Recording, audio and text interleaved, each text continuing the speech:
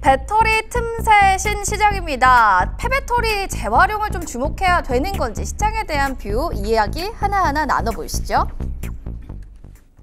중견, 중소기업 사이에서는요, 이 폐배터리 재활용 분야에 진출하는 사례가 좀 이어지고 있는 기사들이 좀 나옵니다. 최근 전기자동차 보급이 빠르게 늘면서 폐배터리가 또 주목을 받는 건데요. 여기에 대해서 좀 얘기 들어보겠습니다. 2차 전지가 약세지만 그래도 폐배터리는 주목받는다. 이걸 좀 아이러니하지만 이거 어떻게 받아들여야 되나? 길건우 대표님, 이거 어떻게 해석해야 됩니까? 그러면 이제 이렇게 생각을 해보시는 건 어떨까 싶습니다. 그 배터리에는 굉장히 많은 광물들이 들어가잖아요. 저희가 이제 대표적으로 아는 게 뭐 흑연, 망간, 니켈, 코발트, 뭐 리튬 굉장히 많이 들어가는데, 그럼 이제 우리나라 기준으로 본다라고 하면 자금을 얼마나 할까? 거의 없다라고 보시면 돼요. 그러니까 대부분 이제 중국 의존도가 굉장히 높아요. 근데 중국 의존도가 높은 상황에서 미국이랑 중국이랑 맨날 싸웁니다. 야, 우리나라 뭐 너 그 납품해서 제대로 세제 혜택 받으려면은 중국 거 조금씩 줄여야 돼라는 얘기를 하는데, 우리나라는 광물자원 국가가 아니잖아요. 아니에요. 그러면 이거를 어디서 날 거냐라는 건 이제 고민을 해봐야 되는 건데, 리사이클링 하는 방법밖에 없고요. 아, 그래서. 그다음에 이제 유럽 쪽에서도 사실은 계속 얘기가 나옵니다. 결론은 이제 유럽은 또 미국이 한다라고 하면 우리도 한다. 따라해요.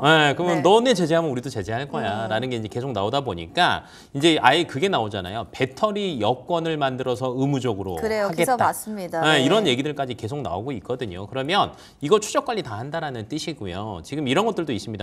내년 8월부터는 신차를 납품을 해요. 그다음에 배터리를 납품을 해요. 그러면 폐배터리 수거를 의무화합니다. 그러니까 갖다가 리사이클링 해야 되는 거예요.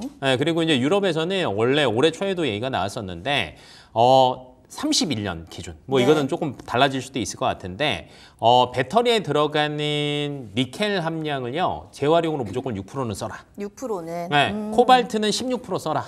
그다음에 납은 85% 써라. 리튬은 6% 맞춰라. 이런 얘기들이 계속 나와요. 그러면 이제 이거는 폐배터리를 재활용할 수밖에 없는 상황이고요.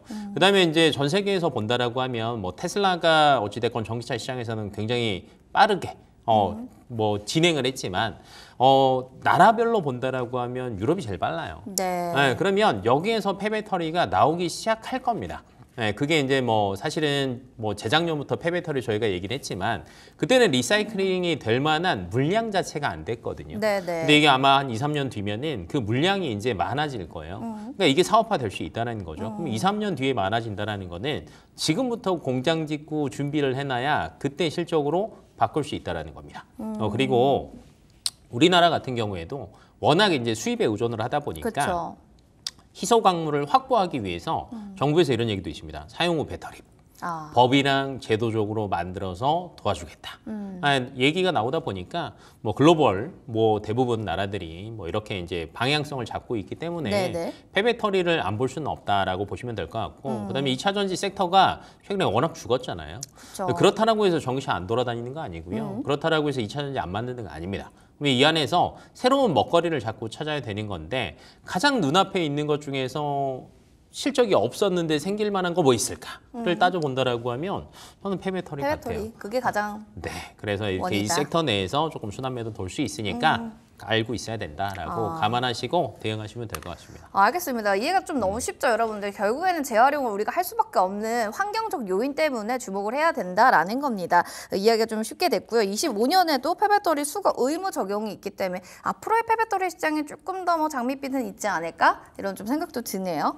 그럼 이런 생각입니다. 얼마나 폐배터리 시장 좀 커질 거냐. 아직 가늠은 좀 안 되긴 하지만 이슬이 전문가님, 그래도 좀 가늠을 해볼까요, 우리가? 폐배터리 시장에 대한 규모? 뭐 아니면은 앞으로에 우리가 또 돈을 쓴다면 어느 쪽으로 좀 봐야 될지? 일단은 뭐 200조 원 이상이라고 얘기는 나오고 있어요. 뭐 2040년까지 봤을 때.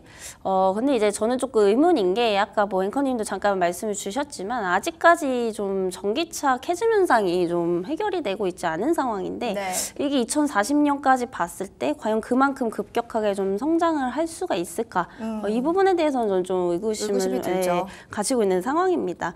그리고 그 2010년 때부터 이미 이제 전기차가 어느 정도는 좀 보급이 됐잖아요. 그래서 지금 이미 사용이 된 지가 배터리가 10년이 넘었다라고 해서 이미 지금 교체 주기가 좀 돌아오는 이제 물량들이 있다라고 좀 얘기들은 나오고 있는데 그런 이제 물량들은 있겠지만은 사실상 지금 전기차 보급률이 우리나라에서 전체적으로 20%도 좀 안 되는 상황입니다. 그래서 이런 부분들을 봤을 때 물론 성장은 하겠죠. 네, 이제 어떤 기후 문제도 있겠고 이런 부분들로 인해서 언젠가는 또 이제 캐즘 현상이 끝날 거잖아요. 그래서 이런 부분들을 봤을 때 성장은 하겠지만은 과연 이제 이렇게 빠른 시일 안에 급격하게 성장을 할 수 있는가 이 부분에 대해서는 저는 좀 의문을 가지고 있는 상황입니다. 그리고 이제 뭐 트럼프 리스크도 좀 있죠. 아무래도 이제 트럼프 같은 경우에는 전기차보다는 내연기관 쪽에 조금 더 집중을 하는 편이기 때문에 이런 부분들도 사실상 업황에 그렇게 좀 좋지 못할 것이다. 아직까지는 좀 이렇게 보고 있는 상황입니다. 그래서 여전히 이제 폐배터리 쪽은 이제 2차 전지랑 전기차 쪽이라 좀 같이 묶어서 보셔야 되지 않을까 싶어요. 그래서 최근에 이제 주가, 특히나 이제 성일하이텍 같은 최근에 이제 그 폐배터리 관련해서 좀 올랐던 종목들 보면은 결국에는 주가가 말해주고 있는 게 아닌가라고 좀 판단이 되고 있습니다. 그래서 여전히 저는 좀 이렇게 생각이 듭니다. 그래서 폐배터리가 활성화가 되려면 결국에는 이제 전기차에 대한 어떤 보급률이 좀 올라가야 되지 않을까 이렇게 좀 정리를 드려보도록 하겠습니다. 캐즘 현상이 좀 빠르게 성장을 하는 것인가가 약간 관전 포인트가 되지 않을까 이런 얘기도 했고요. 2차 전지 전기차를 좀 묶어서 보자라는 얘기를 오히려 좀 반대되는 측면에서 얘기해 주신 것 같아요. 지금 속보를 보면은 트럼프가 또 취임 첫날 전기차 의무를 폐기하겠다 뭐 이런 얘기들이 있는데 이 발언에 2차 반도체 영향이 컸는데 폐배터리 영향은 좀 어떨지 이것도 저는 또 반대 입장을 얘기해 거기 드리겠습니다. 또 반대 입장. 네, 얘기해 주세요. 왜냐면 이제 투자라는 거는 사실은 쌍방의 그 영향은 다 달라요. 네. 그래서 이제 뭐가 더 세냐인 건데 사실은 이제 이렇게 생각하시면 될 것 같아요. 네. 전기차에서 이제 2차 전지 배터리가 들어가죠. 이 배터리 수명이 몇 년일까요? 그래도 한 10년 넘진 않을까요? 그러진 않고 한 7에서 10년 정도라고 네. 얘기하고 20년 타도 상관은 없다라고 네, 얘기는 네. 해요. 근데 일반적으로 7에서 10년 정도 얘기하는데 그러면 이때 만약에 이제 교체를 합니다. 근데 그래도 이 배터리가 기존에 100%는 아니어도 성능이 7에서 80% 정도는 사용 가능합니다. 아하. 그러면 이제 리사이클링에는요, 폐배터리를 완전 분해해서 쓰는 것도 있지만 재사용도 있습니다. 그러면 그렇군요. 이 재사용은 어디에다가 하냐면 최근에 ESS 시장 많이 얘기가 네, 나오죠. 그쵸. ESS용으로 쓸 수 있어요. 왜냐하면 ESS용은 50에서 60% 정도일 때 빼고 교체합니다. 아니, 그러면 전기차에서 빼도 80% 정도 남아 있다라고 하면 20%를 더 쓸 수 있어요. 그러네요. 네, 그러면 10년을 또 쓸 수 있다는 아. 거예요. 그러면 재사용도 충분히 가능한데 네. 최근에 유럽 쪽에서도 자꾸 왜 리사이클링 재사용 얘기가 나오냐면 신재생 에너지. 저희가 흔히 얘기하는 풍력, 태양광 같은 애들 결국은 계속 깔고 있어요. 네, 그다음에 미국 쪽에서는 지금 데이터 센터 정말 확충 많이 한다라는 얘기 많이 들으시고 네. 전력기기 그래서 많이 부족하다라는 얘기 정말 많이 들으실 텐데 네. 여기에 따라오는 게 태양광 풍력 원전입니다. 그럼 또 이렇게 네. 엮어서도 볼 수 그럼 또 있겠네요. ESS. 그럼 또 네. 궁금한 게 네. 이렇게 됐을 사업이 확장됐을 때 정말 낙수를 볼 수 있는 기업, 이런 모멘텀 이런 걸 좀 보고 싶은데 주요 기업과 또 그런 관련된 맞습니다. 종목은 뭐가 네, 있나요? 근데 이제 기업이 그래서 굉장히 많아요.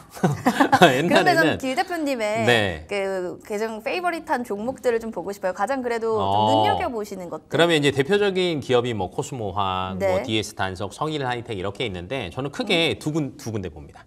두 분 곳 네, 어떤 거죠? 성일 하이텍이 저는 성일 메인이라고는 하이텍. 봐요. 네. 왜냐하면 결론은 이제 폐배터리를 재활용하는 게 굉장히 많아질 거고 재사용하는 것도 방금 전에 제가 신재생 얘기했던 것처럼 많아질 네. 겁니다. 그러면 폐배터리는요 전처리, 후처리가 다릅니다. 네, 전처리는 예를 들면 싸그리 긁어갖고 분해하는 거고 후처리는 뽑아내는 거라고 생각을 하시면 네. 되는데 지금 성일 하이텍 같은 경우에는 아시아랑 유럽에 10군데 전처리 공장이 있고요. 오. 국내에 2군데 있는데 네. 3공장 한다라고 하면 지금 사이즈가 굉장히 커집니다. 연간 40만 대 생산 물량을 맞추는 거거든요. 그래서 여기서는 조금 단연 앞서간다라고 생각하시면 될 것 같고 2030년까지도 굉장히 많이 늘려가고 있는 상황이고요. 두 번째로는 검사하는 기업들도 괜찮을 것 네. 같아요. 민테크라는 게 있습니다. 네. 민테크는요. 그러니까 배터리 검사 진단하는 건데 15분이면 됩니다. 15분이면 쥐어 뜯지 않아도 네, 되고요. 네. 짧은 시간에 됩니다. 그러면 처리하는 것도 중요하고요. 야, 얘 얼마 남아 있어? 야, 근데 빨리 처리를 해야 되는 거죠. 요거까지 가지고 있기 때문에 두 기업 한번 잘 보시면 좋지 않을까 싶습니다. 알겠습니다. 성일하이텍과 더불어서 또 DST 한석까지 얘기해 주셨는데 일단 정부 폐배터리 산업 육성이 추진이 되게 되면은 또 관련해서 낙수효가 굉장히 많이 받을 수 있다라는 생각도 드실 텐데요. 이슬이 대표님 뭐 간단하게 좀 얘기해 주신다면 그 부분에 대해서는 어떻게 보시는지요? 일단 또 앞서서 대표님께서 다 말씀을 주셨는데 좀 간단하게 말씀을 드리면은 결국에는 이제 그게 이제 성능 평가가 좀 중요할 것 같습니다. 그렇죠. 평가가 중요하죠. 왜냐하면 이제 그 같은 배터리라고 하더라도 들어가는 뭔가 이런 소재라든지 비율이 좀 다 다르기 때문에 앞으로는 이런 성능에 따라서 평가를 좀 달리하겠다. 그리고 사용처를 달리하겠다. 결국에 목적이 지금 이거거든요. 뭐 어떻게 보면은 이제 그 성능을 진단할 수 있는 기업들이 또 수혜를 받을 수밖에 없지 않나라고 보고 있습니다. 그래서 저도 동일하게 이제 민테크라는 기업을 좀 보시면 좋을 것 같고요. 최근에 이제 뭐 상장 이후에 굉장히 좀 많이 눌려 있는데 이쪽으로 좀 수혜를 받을 수밖에 없다라고 보고 있습니다. 그리고 이제 그 폐배터리 쪽으로는 저 역시도 좀 성일하이텍 이 종목이 과거에도 대장이었고 앞으로도 좀 대장일 가능성이 높습니다. 그래서 전처리 후처리 좀 다 하고 있는 이런 기업이기 때문에 이 두 종목을 앞으로 이제 그 폐배터리 산업 육성 관련해서 최고의 좀 수혜주가 되지 않을까라는 말씀 좀 드려보도록 하겠습니다. 네, 알겠습니다. 이렇게 해서 성능 진단 잘 확인해 보시고요. 자, 그럼 길 대표님이 보는 원픽 종목 화면으로 만나보겠습니다. 자, 코스모왕, 나인테크, 에코앤드림 다양하게 있는데 그중에 원픽은 뭘까요? 네, 성일, 하이텍, 민테크 두 가지 종목입니다. 간단하게 그럼 대표님 이야기 부탁드릴게요. 네, 앞에서 얘기를 다 해가지고 그냥 대장인 성일 하이텍만 본다라고 하면 네. 그냥 앞에 설명은 그걸로 퉁치고요. 마무리하고요. 네, 그냥 가격 전략만. 네, 좋습니다. 저는 8만 원까지는 8만 괜찮을 원. 것 같아요. 네. 왜냐하면 최근에 2차 전지가 너무 쉬기도 했고요. 외부적인 변수, 새로운 변수가 생기면 많이 눌려있던 종목들이 또 새로 급부상하는 경우가 굉장히 많거든요. 그래서 그 시기가 한 번 정도는 올 수 있을 것 같습니다. 네, 그래서 알겠습니다. 목표가 8만 원 보시면 될 것 같습니다. 자, 두 종목 다 얘기를 해주셨고 목표가는 8만 원으로 또 가격 전략 제시해 주셨으니까 눈여겨보신 분들 참고하시길 바랍니다. 두 분 그러면 여기서 또 마무리 나누고요. 다음 시간에 또 인사드리도록 할게요. 두 분 고맙습니다. 네.